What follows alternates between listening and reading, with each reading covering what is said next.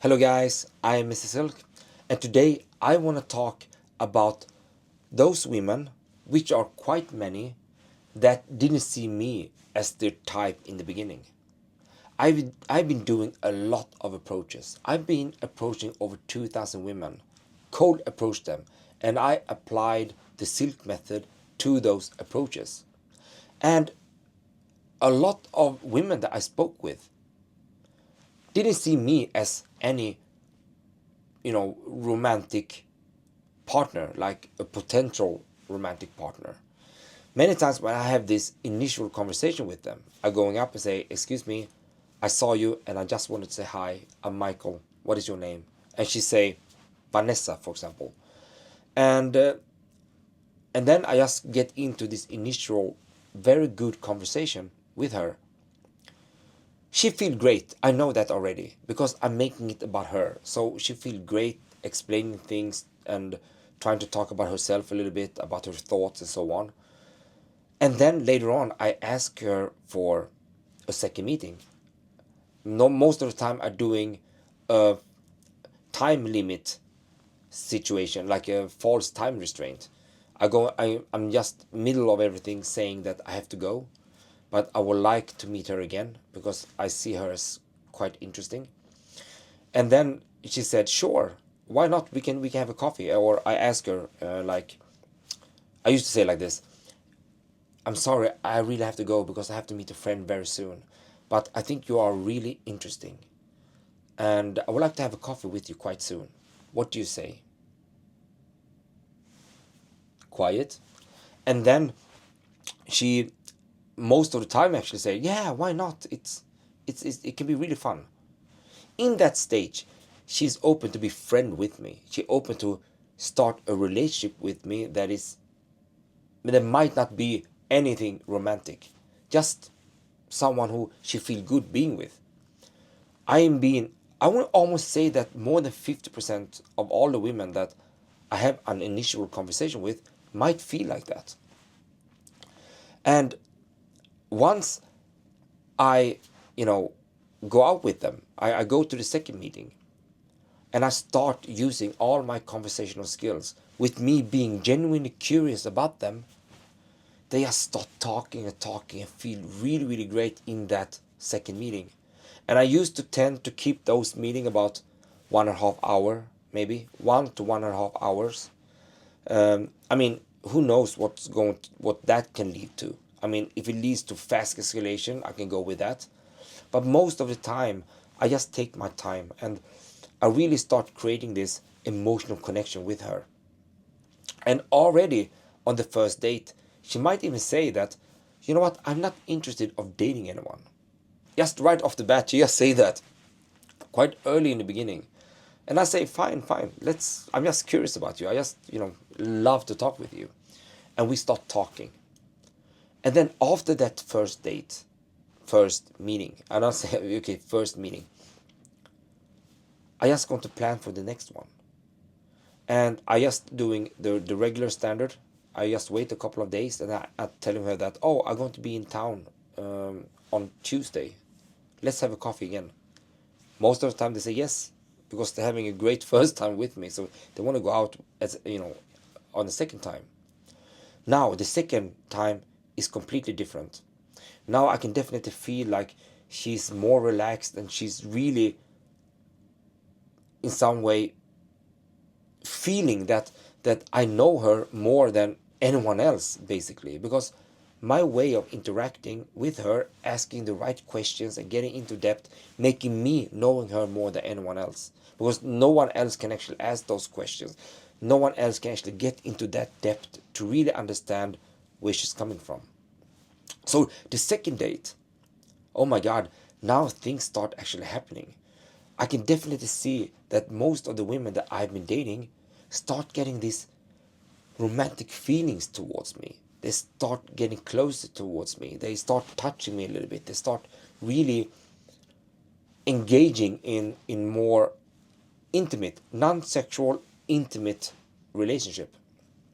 And I can definitely feel like the vibe is there. And here is about 50% of the times. Some women will just go straight and you know start doing things more romantically, start kissing me or start hugging me a lot more. That is an indicator of being more than a friend. The other one don't do anything. They just keep being very friendly towards me. They still feel great in my company, but they're still quite neutral.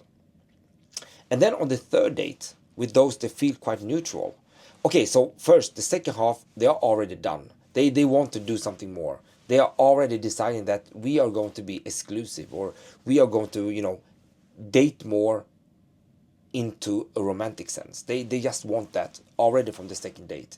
I would say that that will probably be about 30% of the time, maybe.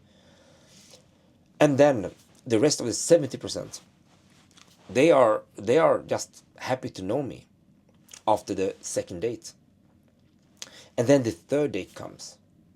And here is something that happens. And for me, for example, that has been quite shy in general. Maybe not shy, but I've been very careful with advancing in the past. So I didn't really want to advance too fast. I did a little bit of keynote touch and so on, but I didn't want to do so much. Many of those women, they got a little bit frustrated on the third meeting because they now feel like I should do something. They look at me and sometimes saying, "Are you not going to kiss me? Are you not going to hug me? Are you not going to hold me?" And that was a revelation for me. I just knew that I have a lot of limiting beliefs. Now I can definitely feel like most of the women that I've been out with really get hooked with me after the third date. That is like where I can feel something really happening. And on the fourth date, well, almost every single one are completely into me, are completely exclusive for me. They want exclusivity. They want us to be together. They want us to start building brick by brick in terms of relationship romantically. And that is something really amazing.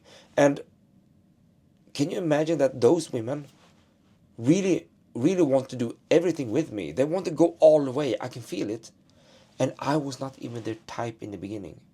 Many of those women told me that they just want to be friends in the beginning, like in the first. I'm not talking. Yeah, sometimes in the initial approach conversation, but also in the beginning of the first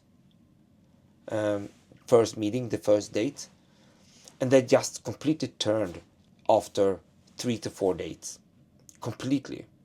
And why is that? Well, it's because the way I communicate triggers her neurotransmitters in the brain that are linked to attraction, sexual attraction, bonding, and falling in love. And I know those elements very, very well.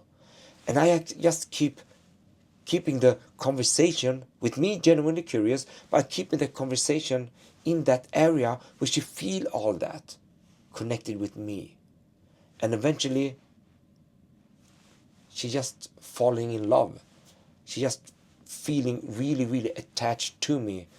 Because unless there is another guy who is a trained conversationalist that knows a lot about empathetic conversational skills, empathetic listening skills, and so on, unless he is in that bracket, no other man can make you feel that strong in this way in terms of relationships.